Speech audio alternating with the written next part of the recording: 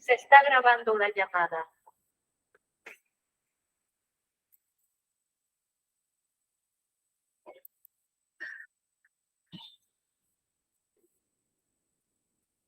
Ahora sí, todo tuyo. ¿Qué quieres, un café o agua? No, agua sola está perfecta. Bueno, ¿cómo les va? Yo soy Celeste Samaruga, soy pediatra, soy médica interna y estoy acá como torturador de residentes, ¿lo saben? Así que vamos a hablar un poquito de una actualización en realidad del lactante febril, no es toda la explicación de lo que implica un lactante febril, además teniendo en cuenta que los lactantes son los niños que lactan y pueden llegar hasta los 2 años de edad. Esto es más que nada la actualización de las guías de Estados Unidos que salieron el año pasado en relación a lo que es la atención de los más chiquititos que siempre presta como a situaciones de conflicto. Y voy a contar 2 casos que son casos que fueron pacientes de mi sala, como para tener presente de qué hicimos o qué no hicimos, y en función de eso después ver las nuevas normas y qué se haría y qué no se haría. El caso número 1 es un chiquitito que se llamaba Bayano, tenía 1 mes de vida, y consultaba en la guardia por fiebre. Había tenido 2 registros de 38 grados y catarro de vía aérea. Estaba en buen estado general el examen físico, la epidemiología familiar era positiva, tenía hermanitos que tenían también cuadro respiratorio leve. Y lo que se hizo en ese momento por guardia, se hicieron laboratorios, tenía 7.500 blancos, 40% de neutrófilos, una PCR de 0,3, un sedimento urinario normal, pero como tenía 1 mes de vida, lo internaron en la sala. Como tenía 1 mes de vida también, debido a que repitió el registro febril internado, lo medicaron con ceftriaxona mientras esperaban los cultivos. Al día siguiente, en las secreciones respiratorias se aisló un COVID-19. Como entró un fin de semana, esto fue el 3er día de internación, porque fue domingo se interna, lunes lo hisopamos, martes viene el resultado del COVID positivo. Y tuvo que ir a aislarse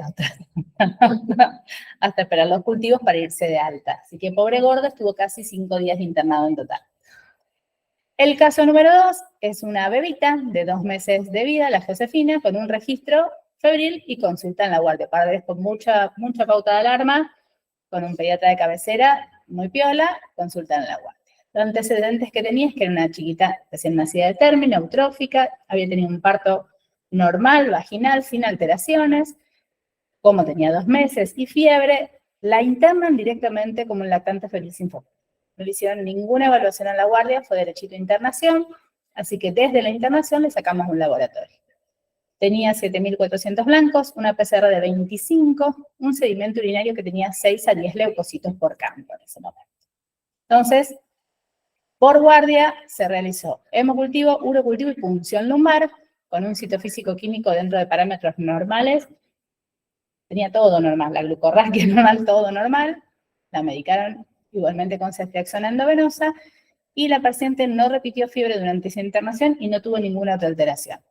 Tuvo un Escherichia coli que se aisló el 4.er día de internación, se rotó por sensibilidad vía oral y se fue de alta. Entonces, hay algo que a veces tener en cuenta con respecto a lo que son los lactantes febriles, es que cómo desempatamos que al chico lo pasamos por una picadora de carne y a qué chico por ahí lo expectamos un poco más. Y lo que miramos principalmente, como en cualquier paciente que viene a consultar a la guardia, es el triángulo de la evaluación pediátrica. Ver cómo está ese niño en su apariencia, en su trabajo respiratorio, en su perfusión, y de esa manera decidir. El chico inestable, nadie duda que uno va a hacer de todo para estabilizar a ese paciente. Primero el ABCD, le vamos a poner oxígeno, le vamos a poner una bioperiférica, le vamos a hacer líquido, le vamos a sacar laboratorio y lo demás. Este algoritmo es de la Sociedad Española de Pediatría que divide los menores de 21 días, lo puse especialmente para pelearnos después en las discusiones, que el menor de 21 días siempre le pone antibióticos, siempre hace pruebas de ingreso, siempre considera antivirales. De los 22 a los 90 días, que son los 3 meses de gracia que le damos a los niños chiquititos, según las pruebas podemos ver si está normal, observarlos, si están alteradas, obrar en consecuencia, y si son mayor de 90 días, hacemos evaluaciones complementarias y según la temperatura y todo podemos indicar antibiótico empírico. Pero sobre el inestable, sobre el que no está bien o tiene alguno de los lados del triángulo alterado, siempre vamos a hacer cosas en consecuencia. El problema nuestro siempre es el que viene divino, el que solo tuvo fiebre y es chiquitito. ¿Y qué hacemos con esos pacientes? Es el debate técnico de siempre. Entonces hubo gente que se juntó a decir, a ver, ¿cuántos casos tenemos? ¿Cuántas cosas revemos? ¿Y qué podemos hacer con esos pacientes? ¿Qué hay que tener en cuenta de la epidemiología actual bacteriana? Que hubo un cambio multifactorial relacionado con los gérmenes más frecuentes presentes, como bacterias causables de infección en los nenes chiquititos. Haemophilus influenzae y Streptococo, debido a que están en el calendario de vacunación, tuvieron una bajada en la incidencia de las infecciones que producen. Listeria todavía está presente, pero la listeriosis en los bebés chiquitos es una enfermedad bacteriana grave, pero poco frecuente. Y en general hubo una gran disminución por la búsqueda y por los profilaxis que se hace durante el intraparto del Streptococo beta-maltipo del grupo B. Entonces, todas estas cuestiones hacen que por ahí estas bacterias se corran un poquitito de lado y nos hagan pensar de ir a buscarlas, más que nada en el lactante más chiquitito. La Escherichia coli sí se convirtió en el principal patógeno, la infección urinaria producida por ella a la cabeza, en los nenes pequeñitos. Algunas cuestiones de definiciones importantes. Muchas veces vamos a ver en los textos que describe ciertas búsquedas de ciertos tipos de infecciones para justificar un tratamiento antibiótico o no. Entonces, infección bacteriana grave o la sospecha de infección bacteriana grave es lo que a mí me permite describir las posibles infecciones en lactantes febriles que no tienen un foco claro.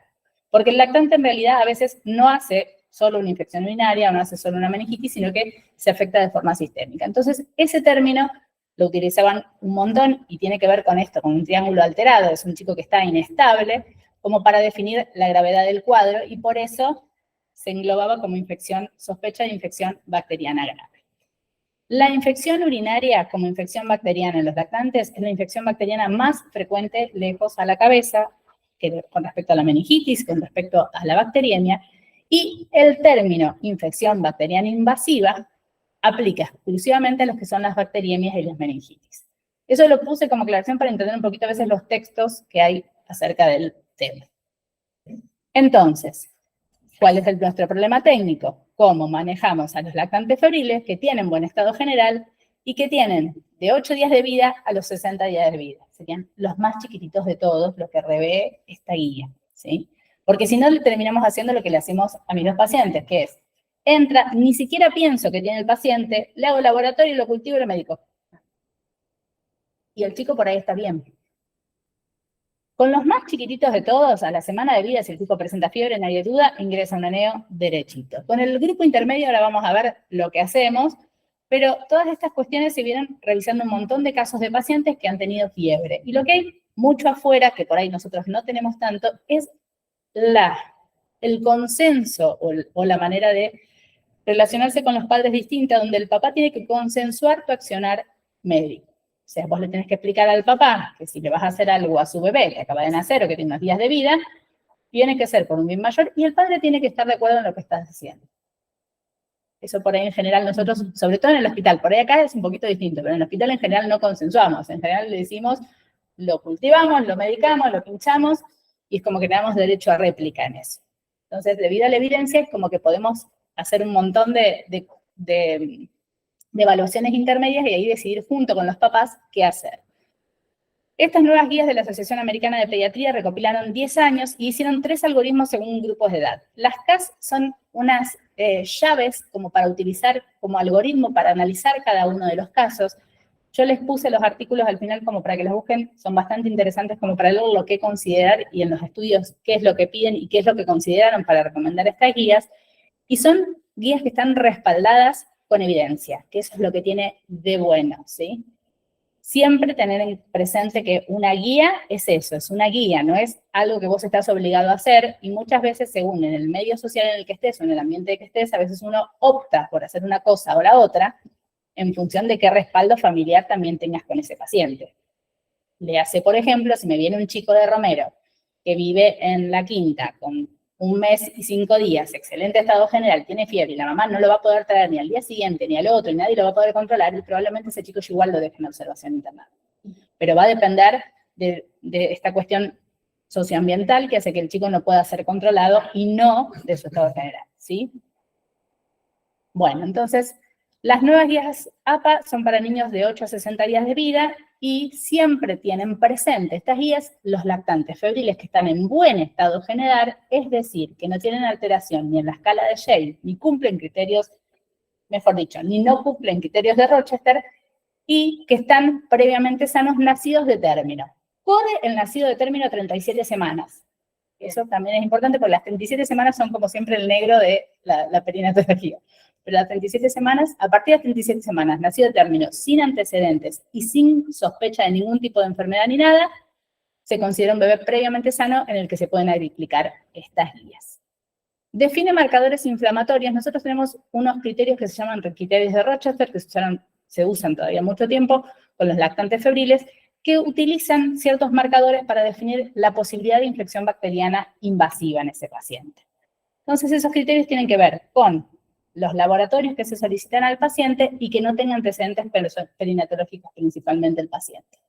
Los marcadores inflamatorios que considera la guía APA son la fiebre siempre mayor a 38,5, y porque se vio en varios trabajos que mientras más chiquito el paciente y fiebre más elevada, más chance de infección bacteriana, está considerado como factor. El recuento absoluto de neutrófilos mayor de 4.000, que eso es el RAN, por milímetro cúbico sería eso de microlitro, o más de 5.200 leucocitos en conteo total, una PCR superior a 2 o una procalcitonina superior a 50 nanogramos de cilitro, que sería el 0,5 microgramos litros que usamos nosotros habitualmente en el hospital. O sea, cualquiera de estos parámetros alterados se considera como un marcador inflamatorio positivo. Después se los paso, tranquilo. Así no.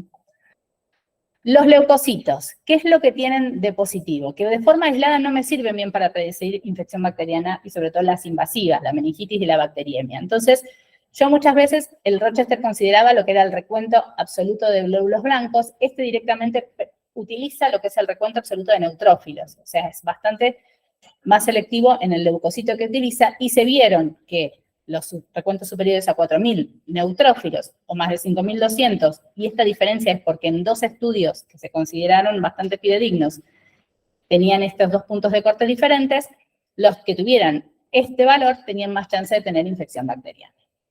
En cuanto a la fiebre, lo que les contaba, muchos estudios han descubierto que mientras más chiquito, fiebre más elevada, más chance de tener infección bacteriana invasiva, entonces se considera significativo que el paciente tenga temperatura mayor a 38,5. Lo considero como un factor, como para ver cómo voy a actuar en consecuencia con los estudios que voy a utilizar. Los marcadores proinflamatorios, inflamatorios, procalcitonina y PCR, por ahí la procalcitonina no está disponible en todos lados, pero es mucho más sensible que la PCR para lo que es infección bacteriana.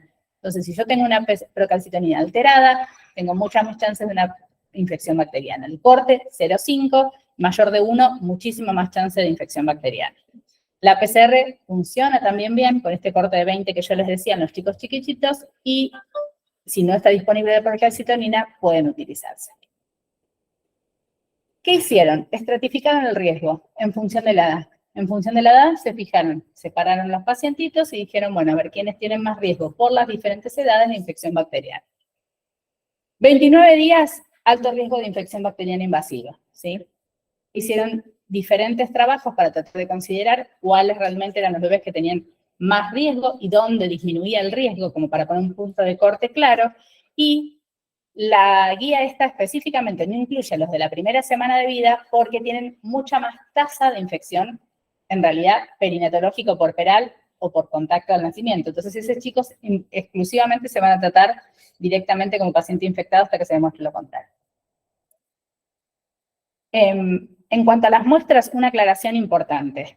Van a ver que esta guía habla de recogida de orina para estudios.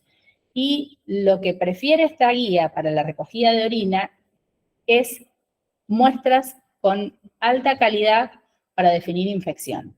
Y eso implica o una punción suprapúbica, y si no queda otra, un sondaje vesical, y si no queda otra, recién ahí una orina tomada al acecho. Eso es importante en la definición porque muchas veces lo que hacemos nosotros primero es la orina tomada al acecho. Pero bueno, para que lo tengamos presente con lo de las guías. Esto es en cuanto a las muestras, que para que les quede en el resumen, es qué es lo que vemos en cuanto a lo que son nitritos y resultados positivos en las tiras de orinas, que también nos pueden ayudar a buscar infección bacteriana. Acuérdense que los nitritos, sobre todo cuando hay bacilos gram negativos, sugieren infección si son positivos, y tienen una sensibilidad bajita, pero una especificidad del 98%. Bebés de 8 a 21 días de edad. ¿Qué es lo que tengo que hacer con estos pacientes? Primero, obtener un análisis de orina. Hacer un cultivo de orina si el análisis de orina es positivo. ¿Qué pasaba antes y qué nos pasa a nosotros que todavía tenemos el reflejo? En los menores de 3 meses en todos pedíamos sí o sí análisis de orina y urocultivo pareado, porque el bebé no retiene orina suficiente tiempo como para tener una respuesta inflamatoria. Pero la guía considera que se demostró ya que no es necesaria la respuesta inflamatoria, que la tasa de infección urinaria en ese caso es bastante baja como para tener que hacerlo de rutina. Entonces te pide primero el análisis de orina y si es positivo, el urocultivo. Hemocultivo y un cultivo de líquido cefalorraquídeo. O sea, el que no zafa de la punción es el de 8 a 21 días de vida. Ahí el paciente obviamente va a quedar hospitalizado en observación. Podemos definir qué observación tenemos y podemos definir por ahí cómo funcionamos nosotros. Nosotros cuando un paciente se interna va directamente al piso de internación, no tenemos ese tipo de guardias de emergencia donde el paciente puede quedar en una unidad y observarse de 12 a 24 horas y ahí definir conductas. O sea, nuestro se internaría directamente en lo que es un piso de internación o en este caso en un aneo, en la parte de observación de un aneo. Así que yo a ese paciente lo cultivo, ¿sí? Ese paciente, si mis cultivos permanecieran negativos durante 24 o 36 horas y el paciente mostró mejoría clínica y no tiene otra alteración, podría ser egresado. Ahora vamos a ver. Sin antibióticos. No, ahora les muestro el cuadrito porque este lo termina medicando. Pero dame un segundo, voy a los cuadros. ¿Qué es lo que hace? Especifica esto, análisis de orina positivo, cultivo de orina, si no, no. También considera que un análisis de orina positivo, si tiene estearasa leucocitaria positiva, ¿sí? Más de 5 glóbulos blancos por cambio en lo que hacen nosotros, que es las muestras de aumento del... Se me sale la palabra. Bueno, campo de gran aumento. O tiene más de 10 leucocitos por campo en una muestra no centrifugada. Esa también las considera positivas como para tenerlo en cuenta. Él siempre recomienda que el análisis de orina tiene que recogerse por un método estéril y en los nenes más chiquititos o cateterismo o aspiración suprapúbica. En estos pacientes recomiendo dejarlos con antibiótico. Pero fíjense que el antibiótico no lo hago 5 días o no lo hago, no. Espero o 48 horas de cultivos negativos o el que el paciente esté estable y ahí estoy habilitada a suspender el antibiótico y darlo de alta. Y en el esquema antibiótico, esto empíricamente recomienda agregar ampicilina, gentamicina, como son los esquemas de lactantes. Ceftazidime recomendaban ellos porque en un momento tuvieron una baja cantidad de disponibilidad de cefotaxime, entonces estaban usando bastante ceftazidime, pero cefotaxime y ceftazidime serían intercambiables en los niños pequeñitos menores de un mes. No usan ceftriaxona porque tiene todavía bastante tasa de posibilidad de generar barro biliar, entonces no la usan en los menores de un mes, y adecuar el tratamiento según el germen hallado. Obviamente que si este chico tiene un líquido cefalorraquídeo alterado o hay algo más alterado, a este es el chico que en general empíricamente le agregan aciclovir, hasta excluir que no sea una infección herpética. Pero ese ya se cae del algoritmo de venimos bien, ¿está? El que se cae del algoritmo de venimos bien, que cultiva algo y todo, va a su tratamiento, ¿sí? Te hago una pregunta, Sí.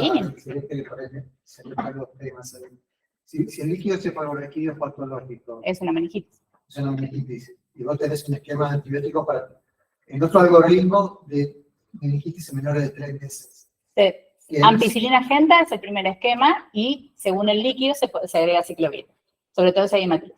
Sí. En general, el algoritmo español le agrega directamente la ciclovir, por ejemplo. Pero sí, buscan que germen. Pero ampigenta, primer esquema, y si no, una cefalosporina de tercera, cefotaxime y la ampicilina. La ampicilina tiene que ver con la posibilidad de enfermedad por listeria a esta edad, ¿sí?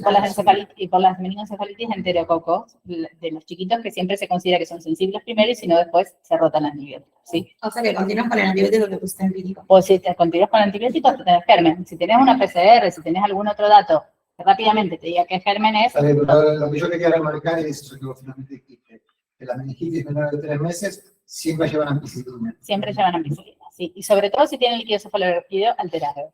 ¿Y ese mismo esquema cubre la histeria, por ejemplo? ¿Cómo? ¿Ese mismo esquema cubre la histeria? Sí, la ampicilina es la que mata la ampicilina histeria. La ampicilina mata la histeria. Eso es bueno. Y también enterococo sensible. Así que nada. Este es el algoritmo entonces de cómo se utiliza Si tengo un patógeno en curso o identifiqué algo, voy a ir al tratamiento. Si no lo tengo, ahí discontinúo el antibiótico y puedo evaluar al paciente para darlo de alta si los cultivos llevan 24 a 36 horas, le ponen la guía, hasta 48 es lo que dice en el texto, de estabilidad y con cultivos negativos. Para el cultivo negativo, a las 24 a 36 horas, primero tengo que tener hemocultivos estandarizados y con evaluación por máquina, o sea, los Bactec o los Bacralert o alguno que sea una máquina que sense los cultivos y un laboratorio de referencia que funcionen con cuestiones de cultivos. Por ahí acá, lo que nosotros tenemos que, como se derivan las muestras y todo, dependemos mucho de cuándo llega la muestra y qué tiempo tarda en decirnos si el hemocultivo es positivo. Pero bueno, eso también hay que considerar. El tiempo desde que se siembra. ¿no? Del tiempo desde que se siembra, desde que se toma o lo que fuera. Igual estaban usando hemocultivos, ¿cómo se llama la botellita que traen acá las chicas? Que nunca me acuerdo. ¿Con la pipetita no? No, están automatizados. No me acuerdo cuál es la botella que traen acá. Bueno, también automatizados, pero bueno, hasta que llega, la meten a la máquina y lo está censando, porque te va a decir la lectura de 24 horas, la vas a tener. El chico entró ayer, hoy lo mandaron, la lectura la vas a tener mañana. O sea, ahí te dilata el tiempo en que en realidad vos estás observando el cultivo. De 22 a 28 días de vida. Estos pacientes también obtengo primero un análisis de orina, cultivo de orina, si el análisis de orina es positivo, hemocultivo y los marcadores inflamatorios. Si hay algún marcador inflamatorio positivo, si tengo algún laboratorio de sangre alterado en este paciente, voy a obtenerle análisis y cultivo de líquido cefalorraquídeo. O sea, estamos dejando de punzar a los bebés a partir de los 22 días de vida, que es, si querés, es bastante práctico en ese sentido. Cuando lo vemos bien, acuérdense que esto es guía para niños en excelente estado general, que no tiene otro marcador de riesgo para infección bacteriana, o sea, que está perfecto. ¿Sí? El que tiene marcador de riesgo, nadie discute, lo pasamos por la picadora de carne y no podemos, se llama. Así que eso es muy importante. El análisis de orina positivo o análisis de líquido cefalorraquídeo que sugiera foco, va a tratarse en consecuencia hasta que estén los cultivos, y el análisis de orina debe obtenerse por métodos estériles, pero puede obtenerse por métodos no estériles, que sería el de orina lasayo en este caso. ¿Sí? En eso es bastante bueno, ya son más grandecitos, nos dejan. Y fíjense que son los que, para mí, se internan en la neo, porque yo como estoy en lactantes en el hospital, los de 28 días no son míos, pero bueno, son ese gris que se interna en la neo. Es muy divertido que no sean míos, eso. Bueno, siempre tener presente que en este grupo de edad tienen riesgo de infecciones urinarias, sobre todo si los pacientes tienen algún antecedente de relevancia, y la infección urinaria, ¿qué es lo que considera en este caso? Cuando el neonato es chiquitito, miren que yo tengo infección urinaria, veo cómo está, lo punzo, lo pancultivo, lo medico. ¿Qué pasa con esto? Antes nos decían a nosotros todas las infecciones urinarias en los lactantes menores de 3 meses tenían que punzarse para excluir que el paciente no tuviera una meningitis asociada. ¿Qué se vio? Que mientras más grande sea el chico a partir del mes, menos chance de tener una infección, una meningitis asociada a su infección urinaria tiene. Estos todavía son los menores de 1 mes. Entonces, ¿qué te dice? Que todavía yo tengo información limitada en cuanto a la chance de que tengan infección meningia. Entonces, lo voy a punzar si tengo algo alterado, como para evaluar si tiene o no meningitis. Pero la cantidad de meningitis que se presentaron con infecciones urinarias fue escasa. Entonces, es un gris todavía en esa cuestión, a ver si se lo hacemos a todos o no. Fíjense que en la anterior, acá, que en la anterior, si tengo algún marcador inflamatorio positivo, le hago la PL a este paciente. ¿Sí? Entonces, no dependo de la orina todavía, sino si tengo un marcador positivo. Así que, según cómo esté mi paciente clínicamente y si tengo marcadores negativos, si tengo un análisis de orina positivo, podría en este paciente solamente tratar la infección urinaria, ¿ah? Sin punzarlo. Pero si tengo un marcador inflamatorio positivo, voy a punzarlo. Son menores de 1 mes, ¿eh? Esto para mí es como recontra nuevo. Piénsenlo de esa manera. Yo lo punzaba a todos, para que se den una idea. Así que esto es bastante relevante en ese sentido. Y todavía no está implementado y nosotros seguimos haciendo de que el chico que viene se cultiva. Pero bueno, es algo bastante nuevo en ese sentido. O sea que haces análisis de orina positivo con Sí. marcadores inflamatorios positivos se punza. Se punza. Ahora, análisis de orina positivo, marcadores negativos, No No se- podría no se punzarse y punza. tratarse.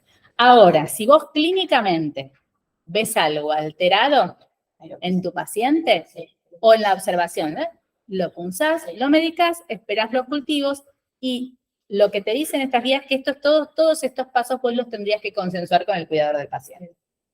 Así que Todo esto mientras él esté en perfecto estado general. perfecto estado general, excelente estado general y en una observación internado. Nada, no lo mandas a la O sea, casa. no es que se va a su casa. Claro. Así que eso es importante.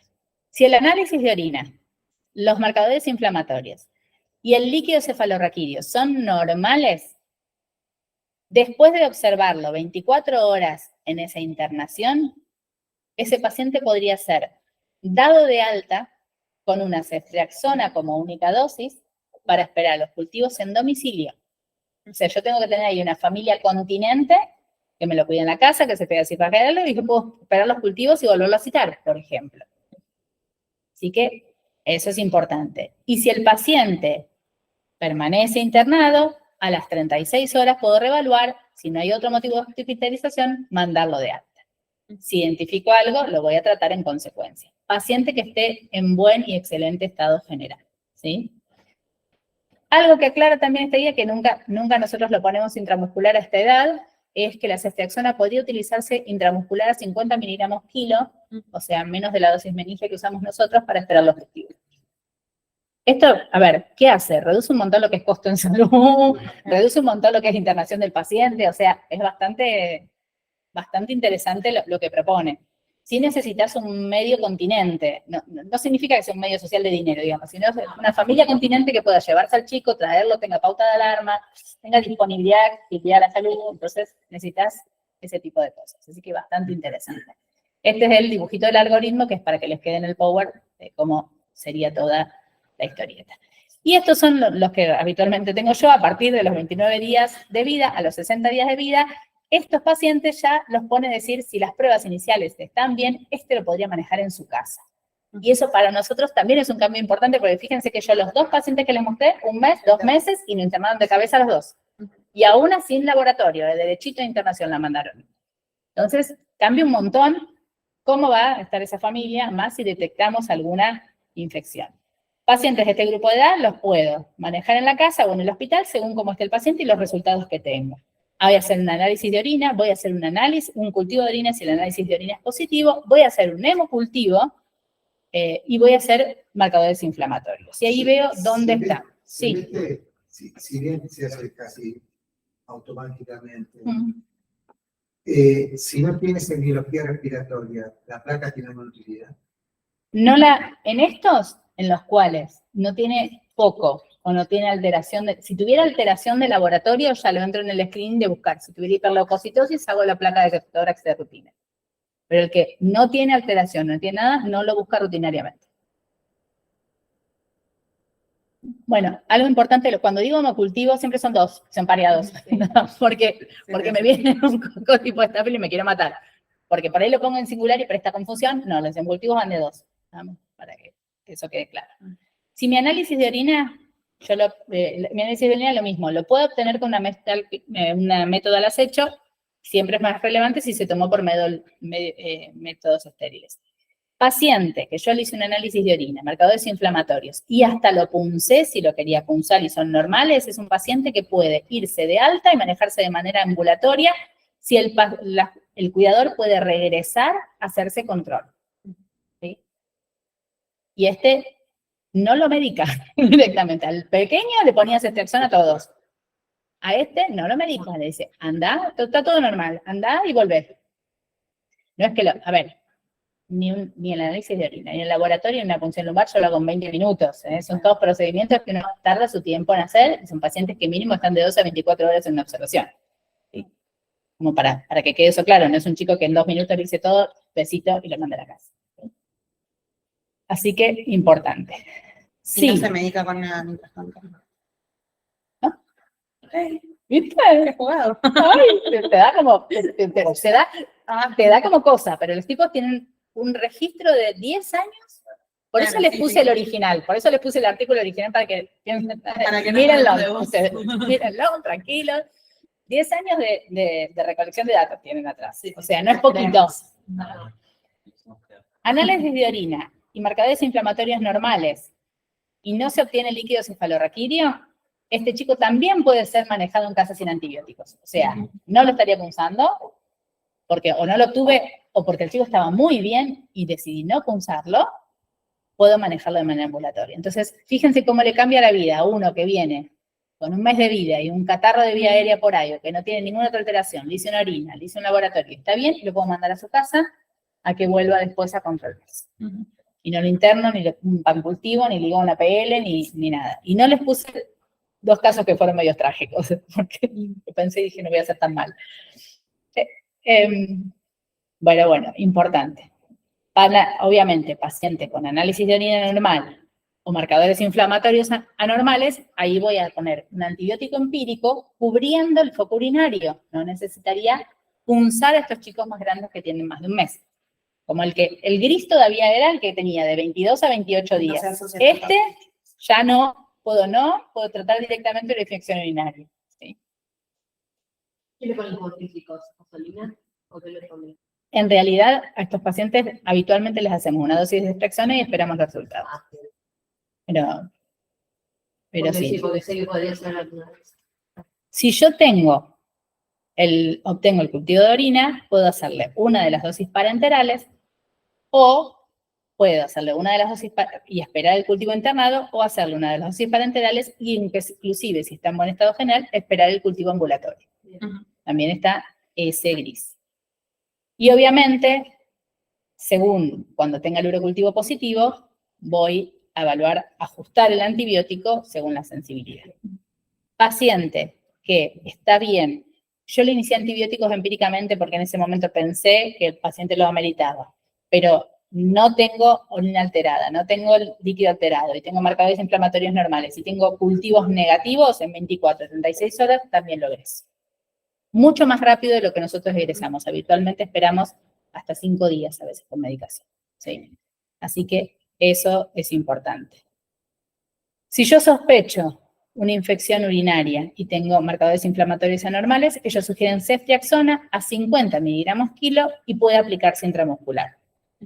De las opciones por vía oral para ingresar al paciente, cefalexina a la cabeza o cefixime no se estaba consiguiendo acá en Argentina. Acuérdense que esto es americano, americano de Estados Unidos.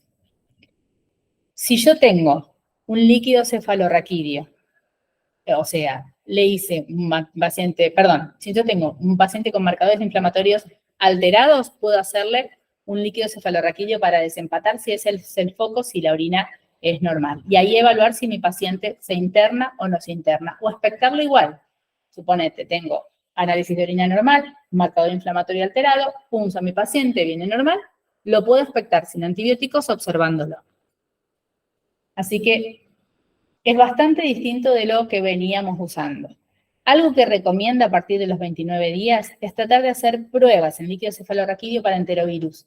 ¿Por qué? Porque los enterovirus son frecuentes en esta edad como causa de meningitis virales, no se hacen tratamiento para los enterovirus. Si yo tengo una PCR y lo detecto por ahí, tengo un sitio físico-químico discretamente mínimamente alterado, o en algunos hematíes o algo, es un chico que inclusive a veces en algunos esquemas les ponen aciclovir, y la manera de suspenderlo prontamente es si tengo PCR en líquido cefalorraquídeo. Eso es importante como para tener presente, ¿sí?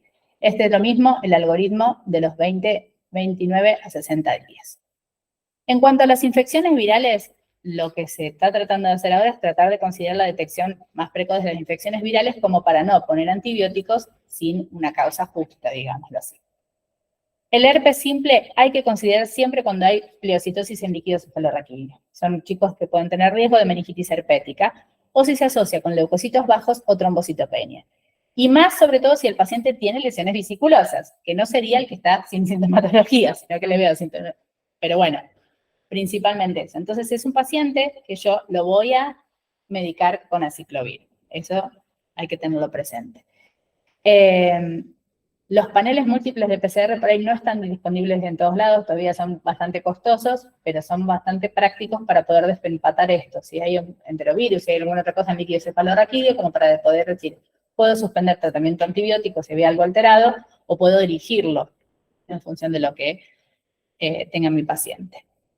Así que, como redundante o como para tener presente el manejo del lactante febril menor de 90 días con fiebre sin foco y un buen estado general, triángulo de evaluación pediátrica. El chico está alterado, tiqui, tiqui, tiqui, tiqui, lo cultivo, le pongo oxígeno, le pongo vía, le saco las muestras, lo expandí si lo necesitaba y le voy a poner medicación empírica. La medicación empírica en el menor de 3 meses cubre lo que son gérmenes gram negativos y gérmenes gram positivos frecuentes de esta edad, que era lo que les contaba hoy, de la listeria, la Escherichia coli y en menor medida Haemophilus influenzae neumococo.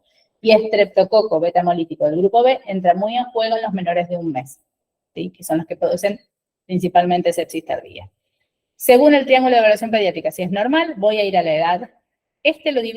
Como es del anexo español, también lo divide en mayor de 21 días o menor de 21 días. Al menor de 21 días, obviamente, lo evalúa de otra manera, haciéndole el análisis de orina, el laboratorio, la punción lumbar obligada, el antibiótico empírico y el ingreso a observación. Y a los chiquitos mayores de 21 días le hace análisis de orina, que lo primero que hacen ellos es la tira de orina, que nosotros rutinariamente por ahí no hacemos, sino que pedimos directamente el sedimento urinario, y evalúan si hay leucocituria o si no hay leucocituria, como para discriminar si es de entrada una infección urinaria. Gramo hidrocultivo para todos, según la analítica sanguínea o alteraciones, propone, según las procalcitoninas, si está alterada o no está alterada, directamente, si viene una procalcitonina elevada, hacer antibiótico empírico, si la procalcitonina es normal, expectar o PCR o neutrófilos y ahí evaluar si le hace antibiótico. Todas estas guías se solapan, porque en realidad son españoles, americanos, todos que van diciendo qué cosas les resultan mejor o qué cosas no.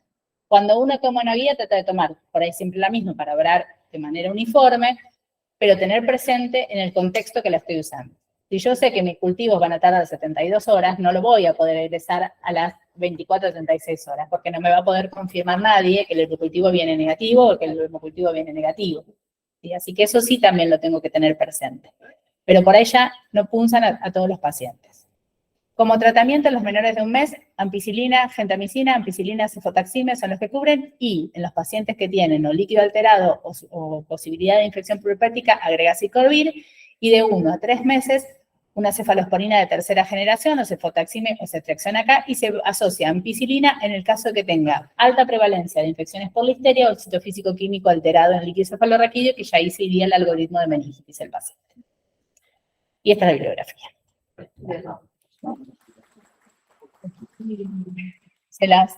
Ahora se lo subo al grupo, se lo sube el doctor al grupo, como para que lo tengan y chusmeen los artículos para que vean lo que dicen ellos. ¿Les parece? Así que nada. Sí. No sé si esto lo tiene que frenar o no. No, veamos si estamos. Esperamos, ¿sí, no? ¿Quieren preguntar algo? Pregunten. Espere que lo dejen. Claudio, ¿querés preguntar algo? Claudia está en la bibliografía, díganle. Porque el que hace miedo va a ser. Claudio. No, Juan, por ahí a veces, por haber, si el paciente lo internás, digamos, por lo que yo entendí, y tomás conducta expectante, el hecho que repita fiebre, por ahí te define hacer la punción lumbar en el chiquito de 28 días, 60 días. Ahí depende del médico que lo está observando. Si considera que hay un factor de riesgo, se punza, sí. Si queda duda. Si queda duda, es el criterio del médico, te pone eso, el criterio del que lo está observando. Entonces lo punza. Sí, a veces más vale. Pero bueno, por eso. A ver, es algo distinto a lo que hacemos nosotros ahora habitualmente, y también está hecho en un medio social distinto del que nosotros vemos habitualmente. Entonces, por ahí yo no mandaría a un chico de los que veo en Y esta nosotros vamos a encontrar siempre la excusa para internarlo, pulsarlo y publicarlo. Va a ser, es triste la conclusión, pero es así. A veces sí, a veces no. Por ejemplo, el nene, el primero, Bayano, el que vino con la fiebre sin poco, que tenía el catarro, eran todos COVID en la familia. Claro. Era un chico que estaba muy bien. Entonces era un chico que No realmente quedaba duda. Una era para picardía. una picardía. Fue una picardía. La otra nena tenía una infección urinaria franca.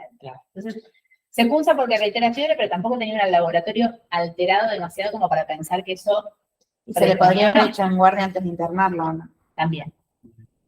Pero bueno, hay una nena que también tuvo muy buen estado general. Fíjense que además, yo lo interno, le hago algo, ellos proponen una velocidad de externación que nosotros no tenemos. Sí, muy rápido.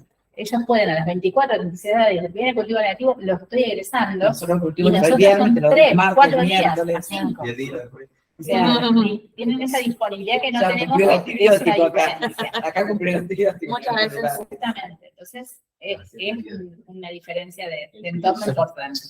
Pero bueno, no hay que dejar de pensarlo, hay que No, tratar de está bueno, llegar hay a... que ir a eso, Obvio. tal cual. Saber que te da esa posibilidad de Sí, obvio. ser más conservador. Bueno, excelente. Muchas gracias. Gracias. Otra cosa que hay que pensar Muchas gracias. también, el paciente que No, ingresa a la guardia, Sí. para uno quedarse con un paciente, en eso, por ejemplo, ya nosotros en la clínica de niños de Quimbe, lo que hay es en la sala de observación. Claro, Pasó uno a la sala de observación, y allá lo tienen 12, 24 horas y claro. con conveniente. Pero, por ejemplo, hay otra parte, yo no sé si aquí habla. No, acá es algo que se ambiciona, pero no se logra. Entonces, Y en el hospital tampoco. En el hospital tampoco. En el hospital lo que tenemos es ahora la sala de observación en chat. Pero por respiratorio, para la paciente respiratoria. Tiene que ver con la organización, con el financiamiento, tiene que ver con varias cosas que eso no se logra. Mirá que te Y además los está hospitales bueno lograron armar lo que es la sala más 60, capital humano la sala de necesitas también para la observación. guardia. Una sala que tiene de 10 hasta, se puede prolongar hasta 20 camas según agreguen culitas en ciertos lugares y todo. ¿Qué es lo que pasa en esta época? Todos los boxes son respiratorios. Entonces no te guardan un solo la mandan directamente en la mesa. O sea, tampoco se la ponen en eso por cómo están sobrecargados por otra patología. Es increíble. Pero, muy bien, bueno, me pareció re interesante el artículo. Yo, Claudio. Adiós, Claudio. Me encantó. Chao, chicos, hasta luego. Ustedes si van a rendir después de cosas, fíjense lo que le dan al Paco todavía, ¿eh? No me mandan cosas nuevas que después.